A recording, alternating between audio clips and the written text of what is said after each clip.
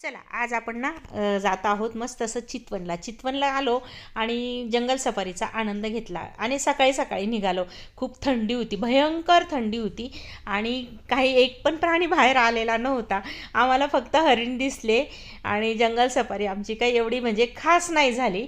आणि बघा सगळे एकदम तोंडबिंड बांधून आहोत, थंडी खूप वाजत आहे. तर तसा याच्यात मस्त एकदम थंडीचा आनंद आम्ही घेत होतो. आणि बघा इकडे ना हत्ती आहेत, तर ते ना यांच्या नोटेवर तो हत्ती आहे बरं का, म्हणजे नेपाळच्या नोटवर तो हत्ती आहे. तो हत्ती आम्हाला यांनी दाखवला.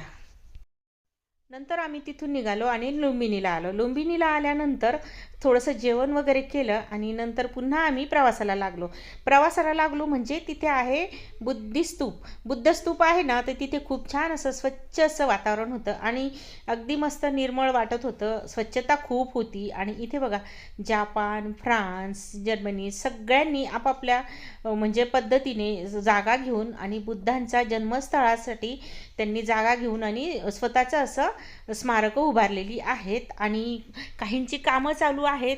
आणि खरंच म्हणजे त्यांचं जन्मस्थळ अगदी बघण्यासारखं आहे. तिथे मात्र कॅमेरामध्ये नेता नाही आहेत.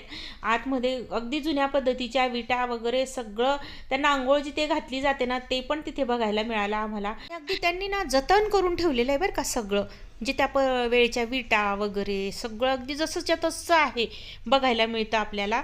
आणि खरंच बघण्यासारखं आहे. तर आम्ही इथे भेट दिली आणि नंतर आम्हाला जायचं होतं मुक्कामाला.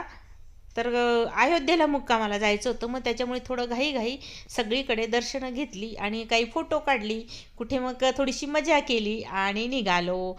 आणि सगळ्या ठिकाणी आम्ही मात्र फोटो काढत होतो बरं का, कारण कसं घाई आहे ना, कमीत कमी फोटो जरी काढून नेले ना तर ते आठवणीत राहतात. चला भेटूया पुढच्या